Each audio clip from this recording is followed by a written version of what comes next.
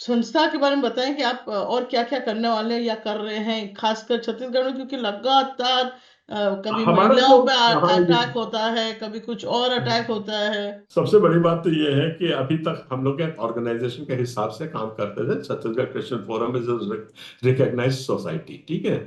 अब हम लोग इसके पहले, आज से करीब 4-5 साल या 7 साल, 5 साल कहिए, 5 साल पहले तक हमारा प्रभाव बहुत ज्यादा था कि हम लोग एक ज्ञापन देते थे, कहीं पे धरना प्रदर्शन करते थे, कोई हमारा प्रेस रिलीज आता था, उसमें तुरंत गवर्नमेंट खड़ी हो जाती थी और उसमें रिएक्शन एक्शन सब कुछ होता था। पर अब ये सारी संस्थाएं समाप्त हो गई हैं। अब हमारी बात कोई नहीं सुनता, किसी की बात कोई नहीं सुनता है। मीडिया आज हमारे हाथ में नहीं है, बाकी एडमिनिस्ट्रेशन तो है ही नहीं हमारे हाथ में। और जो प्रशासन जो है, प्रशासन भी हमारे हाथ में नहीं है, वो सारा का सारा चला गया है पॉलिटिकल हाथ में, है कि नहीं चीज। तो अभी कॉन्स्टिट्यूशनल इंस्टीट्यूशंस थे, जो स्तंभ थे, वो सब ध्वस्त हो चुके हैं यहाँ के। तो इस वक्त हमारा संघर्ष और बढ़ जाता है।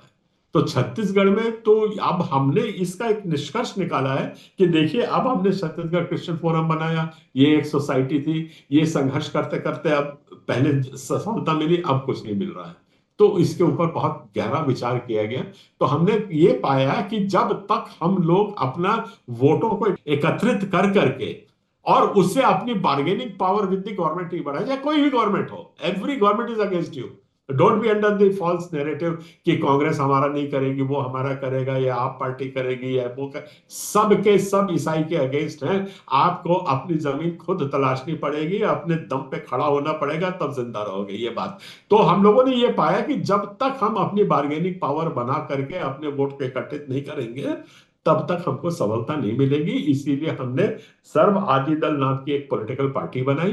पॉलिटिकल पार्टी बना करके हम लोग अभी 11 सीटों पे एमएलए के उसमें लड़े हैं, 4 सीट हम एमपीज में लड़े हैं। अरे हम हारे या जीते उससे कोई सवाल ही पैदा नहीं होता है, पर हम लोग को 1,70,000 वोट मिले हैं।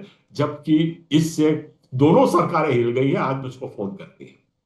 तो this is the first bargaining point जो हम लोग लेकर के आए हैं, जिससे हमको सफलता मिल रही है। तो now even Christians have to think on this line.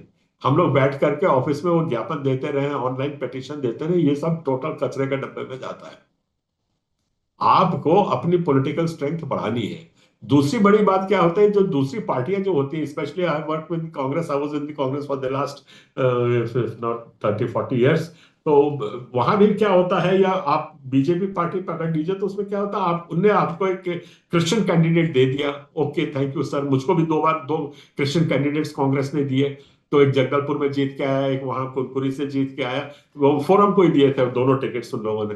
जब हम हमारा क्रिश्चियन आदमी जीत के आ गया और जब हम पे हमला हुआ, तब हमने उनको बोला कि भाई आप हमारी बात उठाइए विधानसभा में।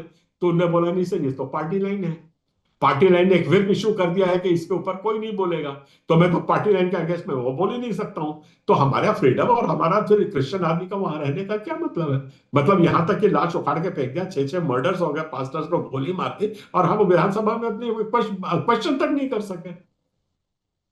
क्यों नहीं कर सका? और इंस्पाइट ऑफ आर क्रिश्चियंस भी आप उस एमएलए को दोष नहीं दे सकते। ये तो कानून है, लॉ है कि उसने व्हिप इशू कर दिया पार्टी ने, तो that MLA has to obey whatever he has been told by the party. तो ये इंडिपेंडेंस की लड़ाई है, इसीलिए हमने अपना सर्ववादी दल बनाया है। हमारा कुछ भी नहीं होगा तो कम से कम एक मेंबर ऑफ पार्लियामेंट, एक हमारा वहां पे जाएगा तो आज क्वेश्चन तो करेगा।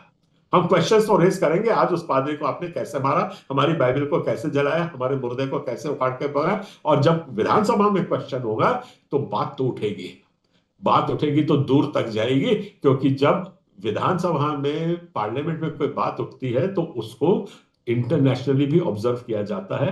यूनाइटेड नेशंस जो है वो भी बड़े ध्यान से उसको देखता है। यूनाइटेड नेशंस का ह्यूमन राइट्स ऑब्जर्वेटरी विंग जो है, they keep on saying that we are all bound by the United Nations declaration, all nations are bound. जब तक हम डेमोक्रेसी को मानेंगे, तब तक ही we will be recognised as a nation.